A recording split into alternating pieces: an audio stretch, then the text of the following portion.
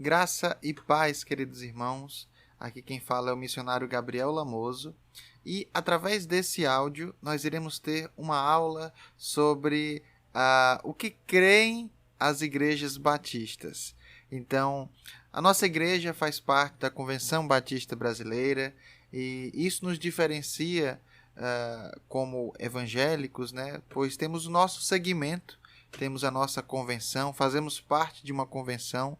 Temos esse nome Batista e não é por acaso, mas o que diferencia? Qual é a diferença? O que é que significa ser batista? O que é que significa fazer parte da Convenção Batista Brasileira? O que é diferente, por exemplo, do que os outros evangélicos, né? E o termo evangélico é um termo muito abrangente, é um termo que abrange aí muitas e muitas igrejas. Então, nós iremos pensar um pouco a respeito disso, o que creem as igrejas batistas. Muito bem, então, em primeiro lugar, nós vamos aprender um pouco sobre o Pacto das Igrejas Batistas.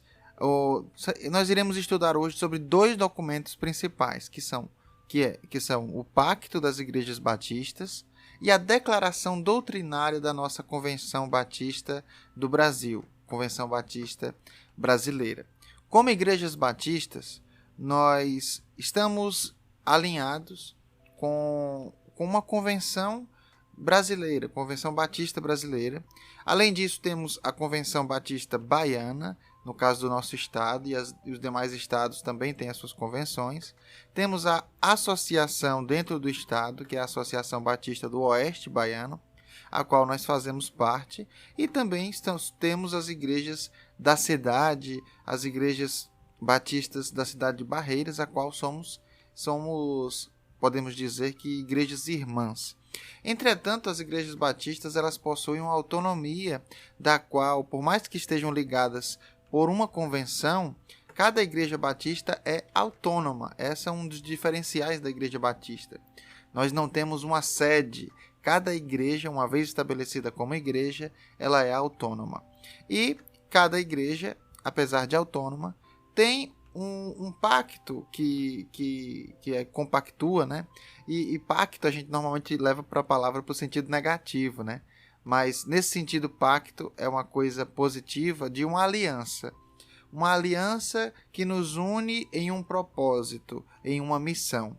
E eu vou ler para você e você vai ver como é bonito esse pacto das igrejas batistas, essa aliança. Então, o documento diz o seguinte: tendo sido levados pelo Espírito Santo a aceitar a Jesus Cristo como o único e suficiente Salvador, e batizados sob profissão de fé, em nome do Pai, do Filho e do Espírito Santo, decidimos-nos unânimes como um corpo em Cristo, firmar solene e alegremente, na presença de Deus e desta congregação, o seguinte pacto. Então, primeiro ele vai mostrar sobre a identidade, a nossa identidade. Nós fomos levados pelo Espírito Santo a receber Jesus como nosso único e suficiente Salvador, fomos batizados e, como corpo em Cristo, nós firmamos esse pacto.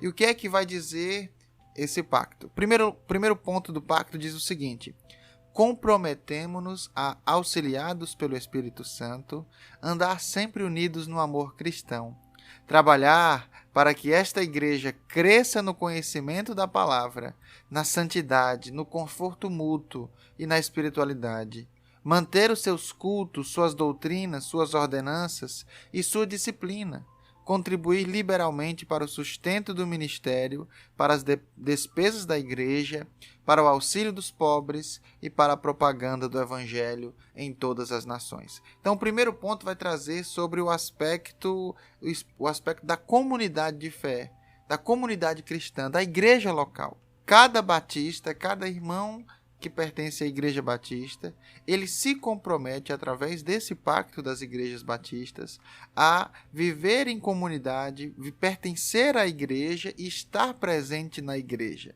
Estar presente nos seus cultos, estar presente nas suas programações, estar presente no planejamento e visão da igreja de quê? De alcançar o máximo de pessoas, estar presente e manter as suas doutrinas, suas ordenanças, sua disciplina, contribuir para o sustento desse ministério, para todas as despesas da igreja e também para o auxílio dos pobres e para a propagação do evangelho. Como igrejas batistas, nós, e como membros, de igreja batista, nós nos comprometemos a contribuir, a participar da igreja. Perceba que nesse pacto nos traz a ideia de que nós não devemos ser somente ouvintes, somente espectadores na igreja.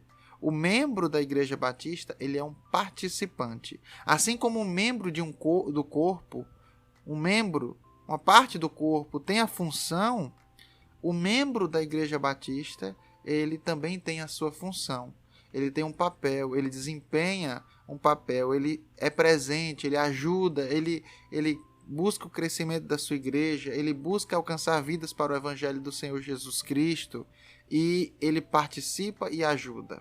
Então, esse é o primeiro ponto do pacto. Em segundo lugar, comprometemo-nos também a manter uma devoção particular, a evitar e condenar todos os vícios, a educar religiosamente nossos filhos, a procurar a salvação de todo mundo, a começar dos nossos parentes, amigos e conhecidos, a ser corretos em nossas transações, fiéis em nossos compromissos, exemplares em nossa conduta e ser diligentes nos trabalhos seculares, evitar a detração, a difamação e a ira, sempre e em tudo visando a expansão do reino do nosso Salvador.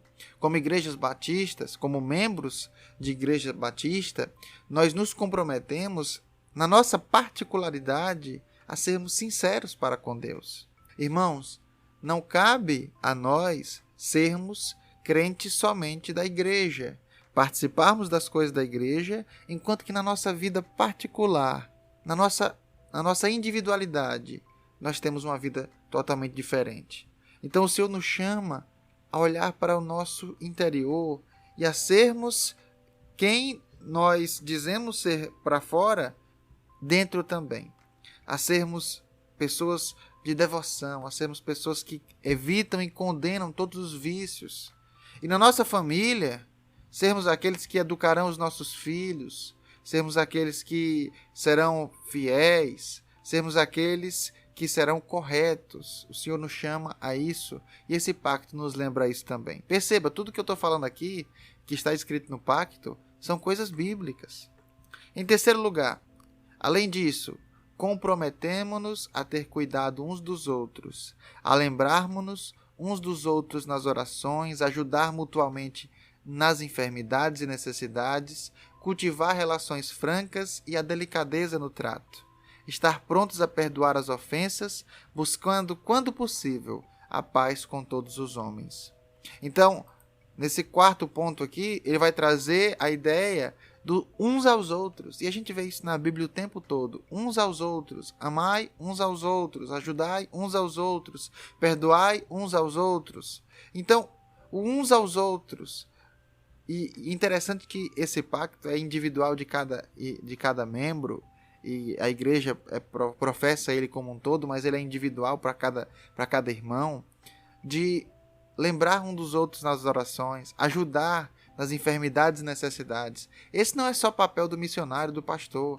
É um papel de cada um. É seu papel também.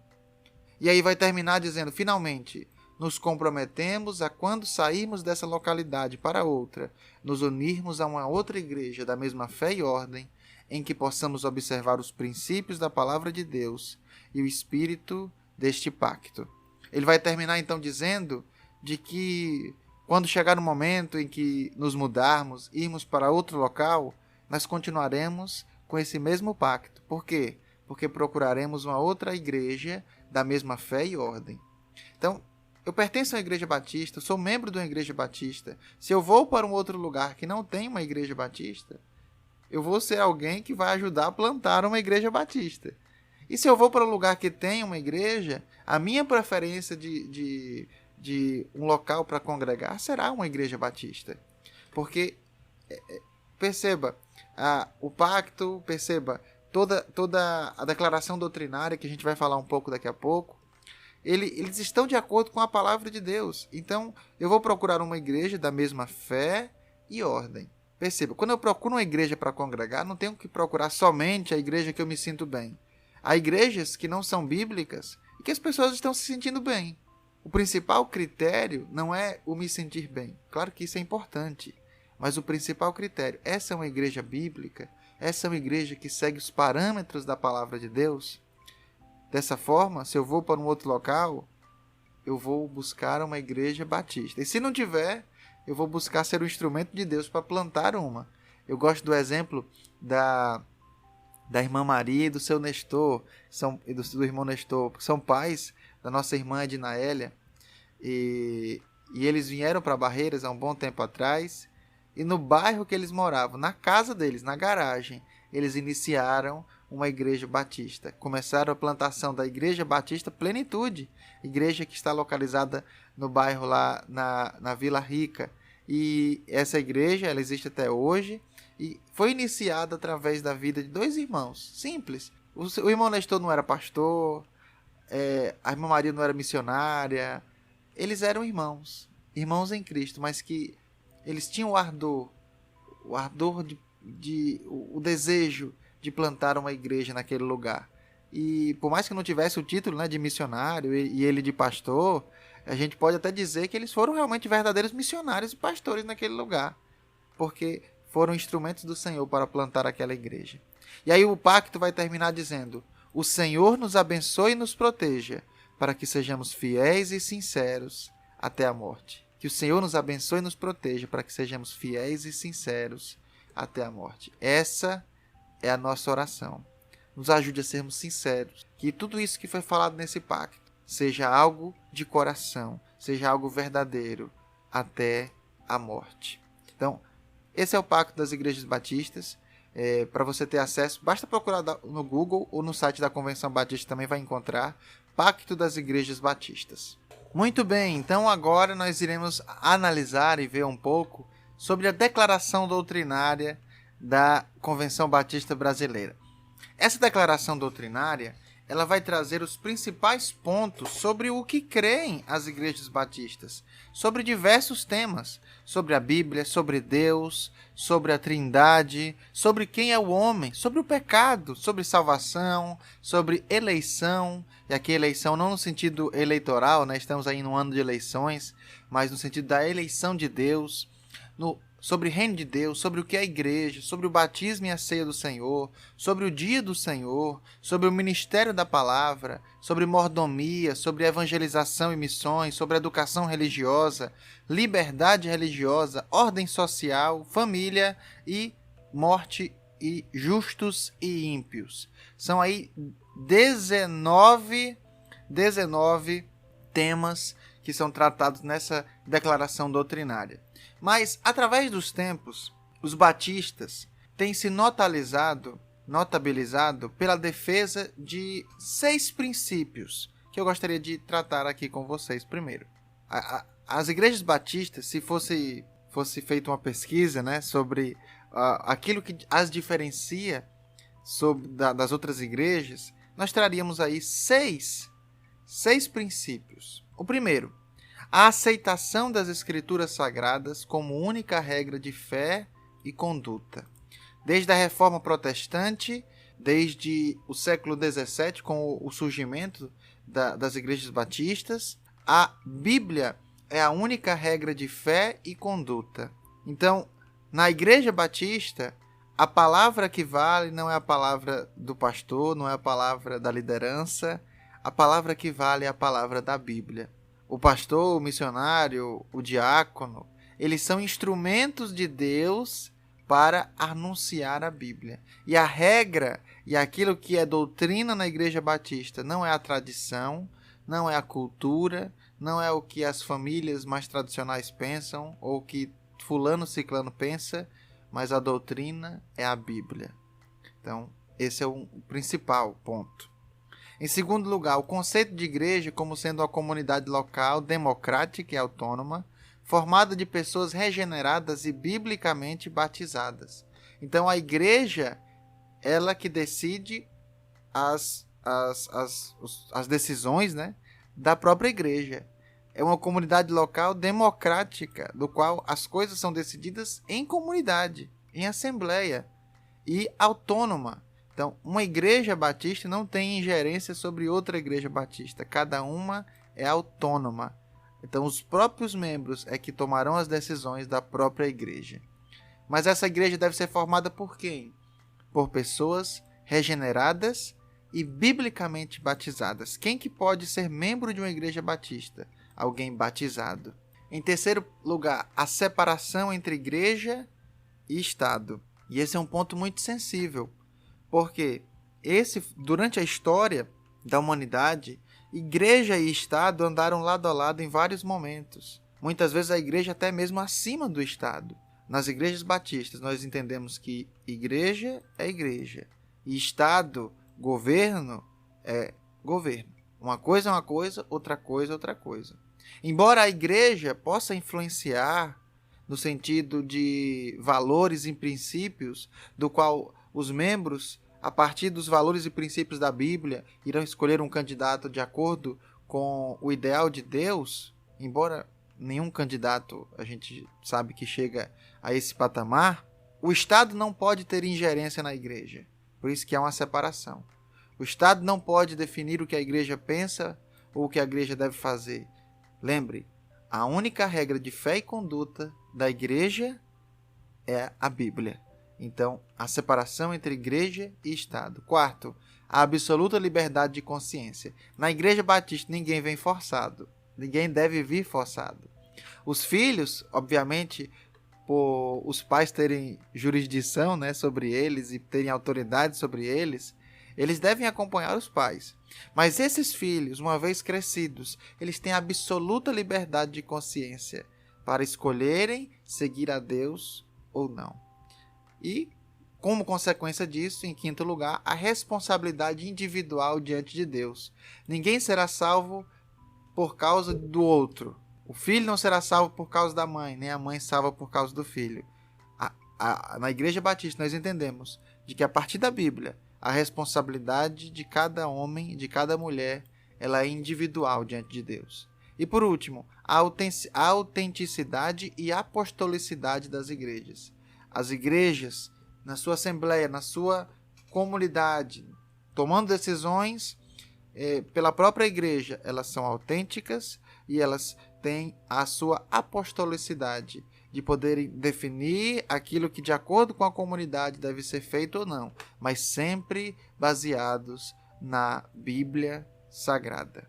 Então, esses são 6 pontos. E se a gente pudesse acrescentar um 7º ponto, é que os batistas, eles têm o princípio da cooperação entre igrejas. Embora cada igreja seja autêntica, embora cada igreja tenha a sua própria responsabilidade, a sua própria apostolicidade, isso não significa que é cada um por si.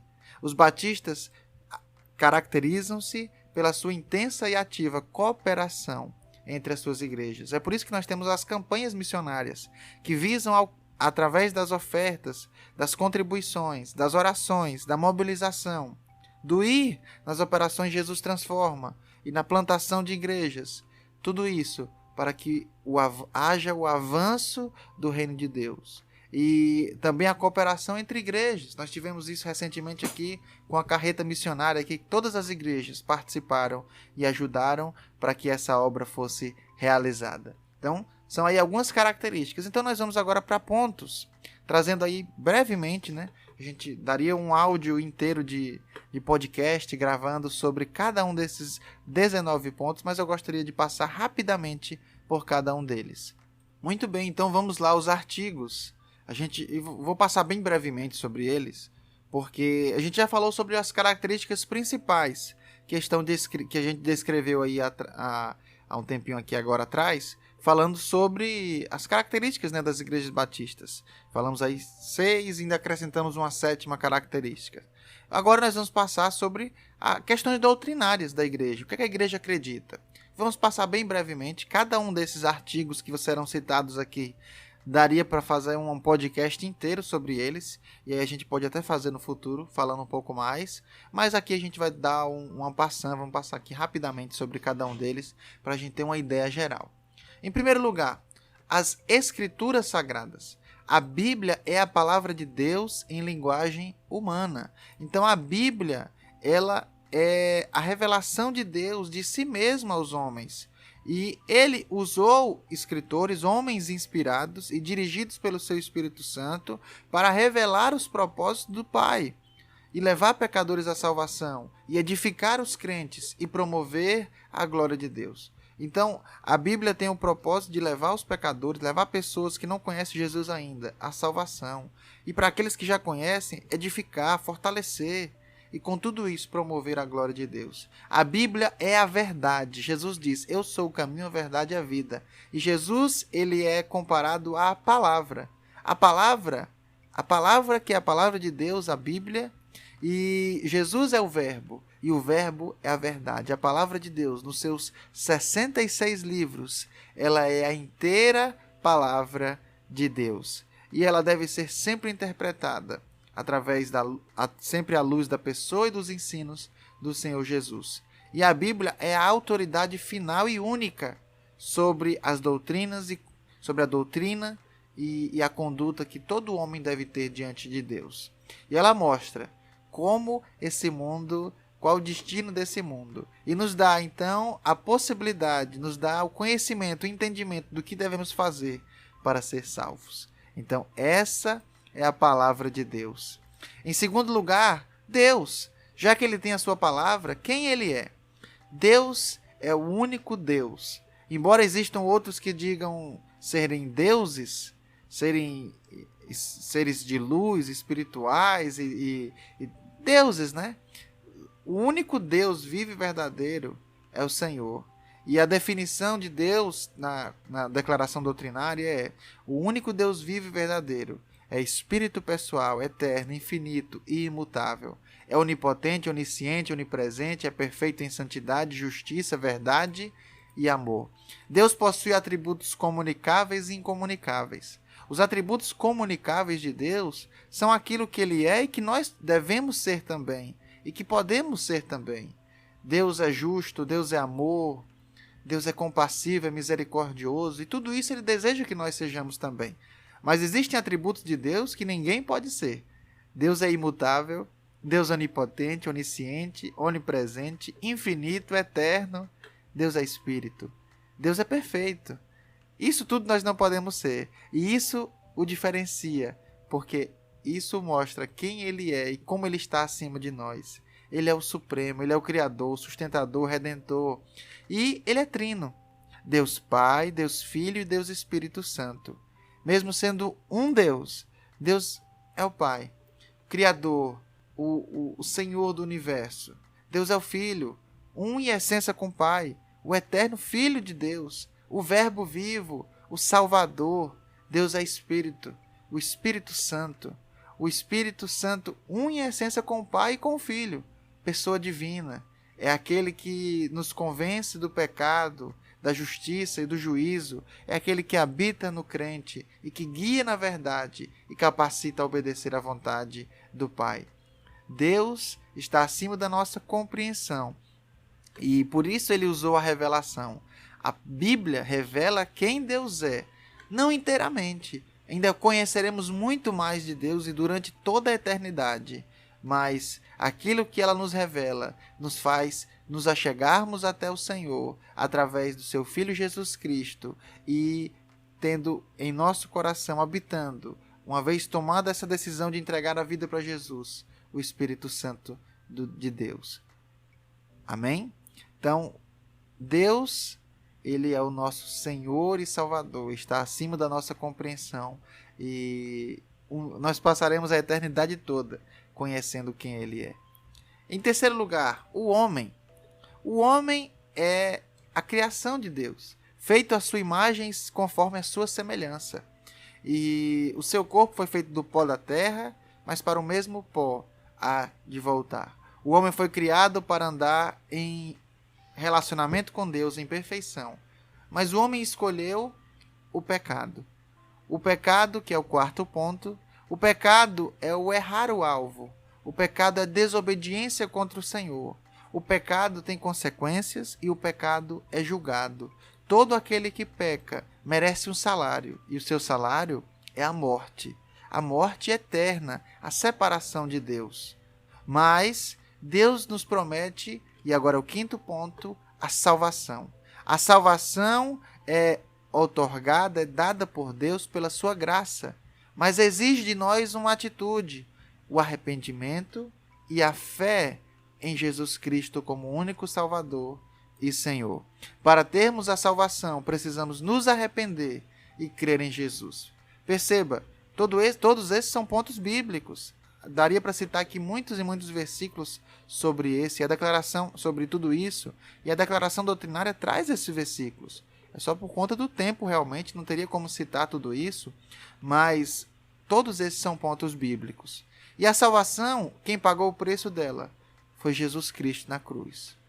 Jesus pagou o preço da salvação para que eu e você possamos um dia estar plenamente com Deus e ter esse dom gratuito e estarmos eternamente com o Senhor. Em sexto lugar, eleição. Eleição é a escolha feita por Deus em Cristo desde a eternidade de pessoas para a vida eterna, não por qualquer mérito, mas segundo a riqueza da sua graça.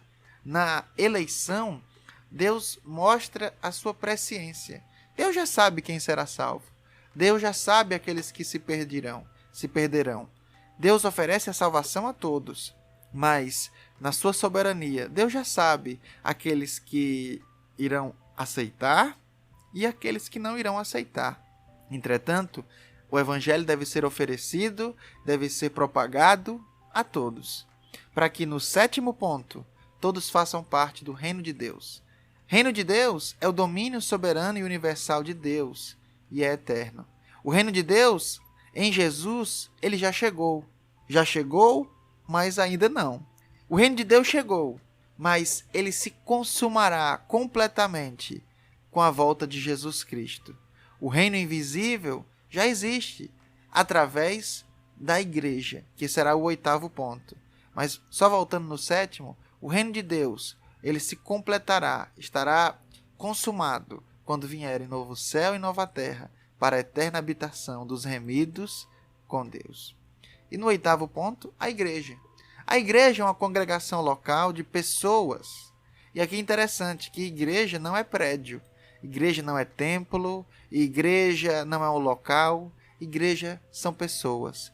Que tipo de pessoas? Pessoas regeneradas e batizadas após profissão de fé. É nesse sentido que a palavra igreja é empregada no maior número de vezes nos livros do Novo Testamento. Então a igreja é a congregação de pessoas, congregação local. Não podemos dizer que fazemos parte de uma igreja uma vez que estamos a quilômetros de distância dela. Estamos aí na realidade agora que as pessoas dizem que fazem parte de igrejas que nunca pisaram os pés lá através da internet. Não, a igreja é uma congregação local de pessoas. E na igreja se adora e se exalta ao Senhor. Na igreja tem-se o governo, tem-se a disciplina, tem-se os oficiais. E nas igrejas, segundo as Escrituras, há duas espécies de oficiais: pastores e diáconos. Os pastores irão liderar o rebanho no conhecimento da palavra de Deus, na doutrina, na disciplina, e os diáconos irão servir a igreja, servir naquilo que for necessário, para que a igreja possa estar cada vez mais organizada, para que a igreja esteja cada vez mais próxima do Senhor. Então, esse é o oitavo ponto.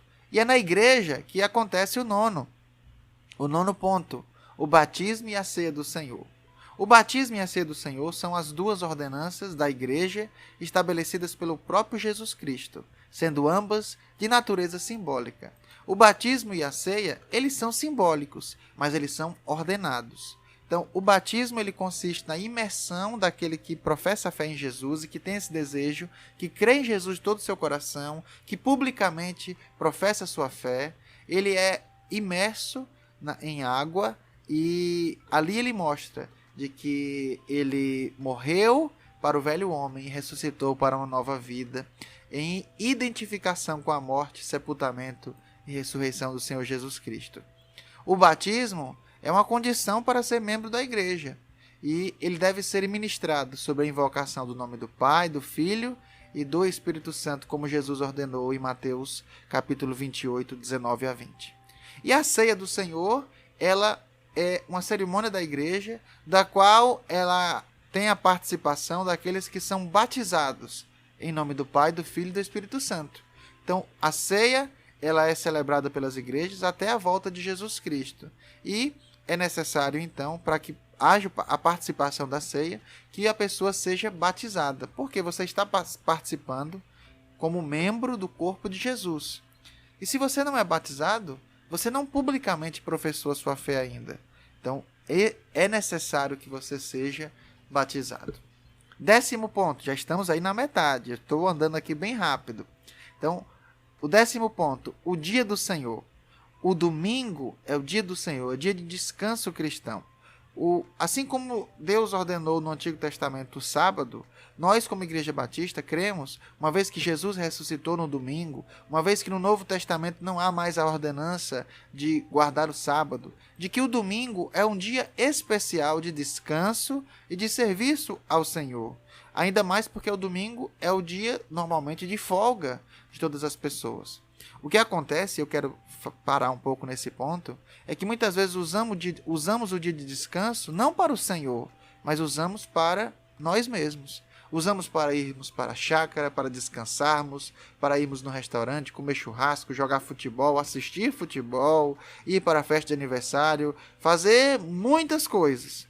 Mas poucas vezes usamos o dia do Senhor para ser o dia do Senhor. Então, o domingo deve ser um dia especial para serviço, para comunhão na obra do Senhor. 11º, ministério da palavra. Todos os crentes foram chamados para testemunhar de Jesus Cristo e promover o seu reino, na medida dos talentos e dos dons concedidos pelo Espírito Santo. Mas Deus separou homens para o serviço, para um serviço especial, para o ministério da palavra, para serem pregadores da palavra, para serem pastores, para serem obreiros, missionários. E o ministério da palavra, ele é presente no Novo Testamento. Então nós vemos lá aqueles que foram escolhidos por Deus para o ministério da palavra, e eles seguirão esse ministério, o ministério de anunciar Jesus. Claro que, como foi falado no início, todos os cristãos devem anunciar Jesus, mas diante da igreja há pessoas que são levantadas por Deus, que Deus dá os dons a elas, para que elas sejam aquelas que irão guiar a igreja no ensino e na palavra. São os pastores, são aqueles que Deus levanta para o exercício do ministério da palavra. Esse ministério que começou com os apóstolos, e que através dos apóstolos, pastores, que homens de Deus foram escolhidos para serem os ministros, esse ministério tem se perpetuado até hoje. E nós oramos para que Deus continue levantando homens vocacionados ao ministério pastoral para anunciarem a palavra. Deus usa essas pessoas para o anúncio da palavra. Em 12º lugar, a mordomia. A mordomia é a doutrina bíblica que reconhece Deus como Criador, Senhor e dono de todas as coisas. Então, a mordomia, ela vai trazer a ideia de que nós não temos nada. Deus é dono de todas as coisas. O Salmo 24 vai dizer de que do Senhor é a terra e tudo o que nela existe. E por isso que as Escrituras ensinam que o plano específico de Deus para o sustento financeiro de sua causa consiste na entrega pelos crentes de dízimos e ofertas alçadas. Então, o dízimo é o separar 10% da minha renda para a obra do Senhor.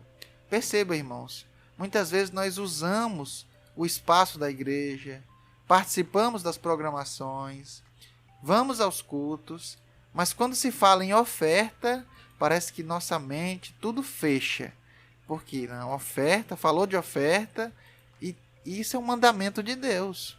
É uma obrigação nós sermos mordomos, administrarmos bem aquilo que Deus coloca em nossas mãos e compartilharmos, e sermos ativos e sermos aqueles que irão contribuir para a igreja. Não é anjo que paga conta de luz, não é anjo que paga conta de água, A manutenção dos materiais da igreja, dos equipamentos, ela não acontece assim espiritualmente. É necessário que todos tragam seus dízimos e as suas ofertas. E a gente não gosta muito de dizer assim de que Deus, olha, faça isso que Deus vai te abençoar, mas quantas vezes Deus me honrou, Deus me abençoou, porque eu fui fiel no dízimo e na oferta. Então esse é um princípio das igrejas batistas. 13º, evangelização e missões. A missão primordial do povo de Deus é a evangelização do mundo, visando a reconciliação do homem com Deus. Toda a igreja batista é uma igreja missionária, é uma igreja que tem visão de plantação de outras igrejas. Se não for assim, não é igreja batista. E essa responsabilidade é de cada membro da igreja batista, proclamar que só Jesus Cristo é a salvação a todos os povos. Você como membro, você como aspirante a membro da Igreja Batista, você tem que entender de que você, a partir de agora, tem uma missão. E a sua missão é anunciar o Evangelho do Senhor Jesus. 14º, educação religiosa. O ministério docente da Igreja, sob a égide do Espírito Santo, compreende o relacionamento de mestre e discípulo entre Jesus Cristo e o crente. A Igreja cabe a educação, o ensino, essa palavra não é nem tão boa, né? Hoje, o doutrinamento, a doutrinação das pessoas, mas não no mau sentido, mas no sentido bíblico, de ensinar. Então, as igrejas batistas se caracterizam por ensinar a palavra. Então, nós temos essa vocação de ensino da Bíblia. A igreja batista é marcada pelo compartilhamento da palavra de Deus, pela aprendizagem cristã dos seus membros, que todos possam conhecer a Bíblia de capa a capa, para que venham cumprir a sua missão nesse mundo. 15º, estamos chegando ao final. Liberdade religiosa. Como foi falado lá no início das características, Deus e somente Deus é o Senhor da consciência.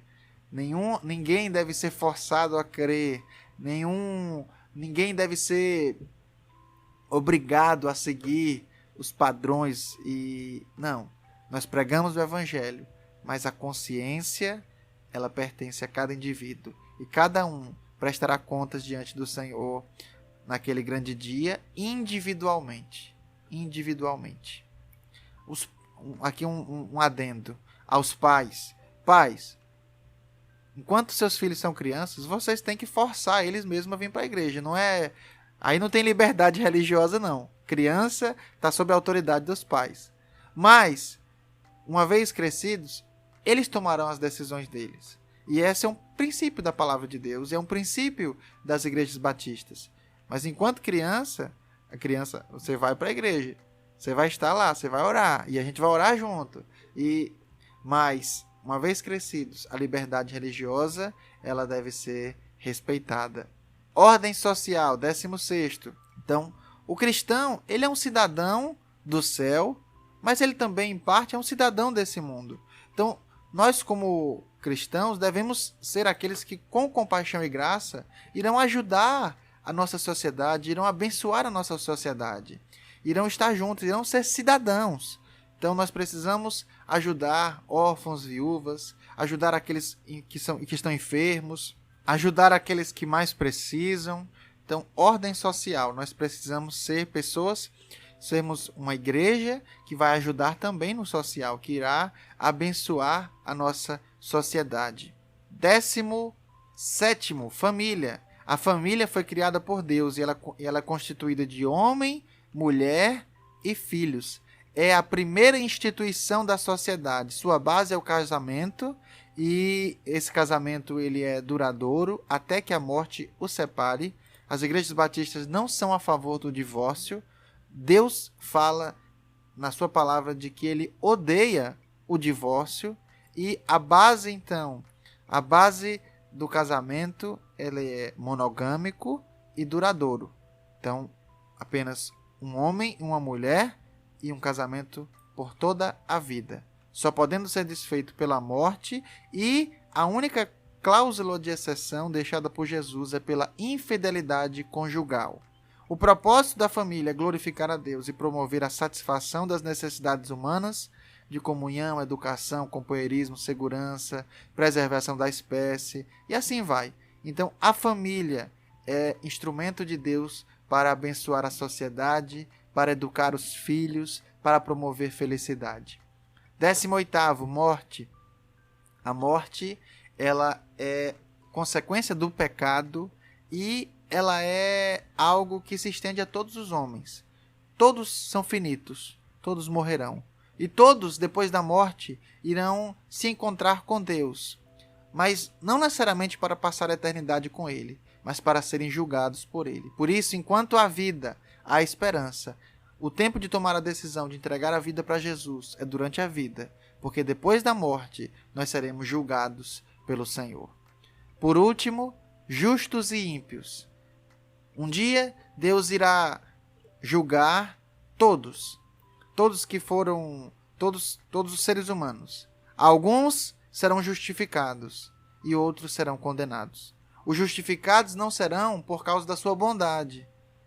Eles são chamados justos não porque são justos, mas porque foram justificados por Jesus Cristo. Porque creram na salvação, porque creram em Jesus, porque receberam o perdão dos pecados, porque se arrependeram. Mas aos ímpios, que são todos os seres humanos, que por conta dos seus pecados não confessam a Jesus Cristo como seu Salvador, a esses só resta a condenação. Muito bem, chegamos então ao fim da leitura, aí, passando por cima um pouco, da Declaração Doutrinária da Convenção Batista Brasileira. Vimos um pouco sobre o pacto, vimos agora um pouco sobre a Declaração Doutrinária. Espero que você tenha aprendido um pouco mais, conhecido um pouco mais. Se você ficou com dúvida em algum tema, você pode mandar a sua dúvida, comentar, e através disso nós vamos crescendo um pouco mais no conhecimento da Palavra de Deus e entendendo um pouco mais do que é que nós cremos. A gente não pode tornar a igreja uma salada de fruta. Nós recebemos muitas vezes irmãos de outras igrejas e muitas igrejas têm deturpações, pensamentos diferentes da Bíblia Sagrada, ideias erradas, e aqui a gente não quer se colocar como melhor do que ninguém. Obviamente, nós cremos na Bíblia que estamos corretos naquilo que cremos, que tudo isso que foi falado aqui nessa declaração doutrinária, no pacto, é bíblico, e uma vez que cremos que isso é bíblico, não podemos dar margem àquilo que é errado. Temos que ser fiéis e verdadeiros e sinceros, né, como oramos lá no pacto, para que venhamos realmente crer no que a Bíblia diz e sejamos mais do que batistas, sejamos bíblicos. E então que Deus abençoe a sua vida, que Deus esteja iluminando e guiando os seus passos. E se você chegou até esse áudio aqui, é porque você está aí fazendo parte de alguma forma, né, da Igreja Batista, e espero que tudo isso tenha mostrado a você de como nós somos sérios, de como nós somos bíblicos, de como nós queremos fazer aquilo que é correto e que está de acordo com a palavra de Deus. Quero encerrar aqui dizendo que você pode ter acesso à declaração doutrinária e ao pacto no site convençãobatista.com.br, convençãobatista.com.br, ou você pode pesquisar no Google Pacto das Igrejas Batistas, Declaração Doutrinária das Igrejas Batistas, e no primeiro link você irá encontrar um documento. O pacto é um documento mais curto, a declaração doutrinária é um documento um pouco mais longe, de umas 4 a 5 páginas, mas com a leitura bem tranquila você poderá ver também todos os versículos nos quais cada um desses pontos está embasado e aprender um pouco mais. Deus abençoe a sua vida. Obrigado por ter ouvido até aqui. Fique com Deus. Até a próxima. Tchau, tchau.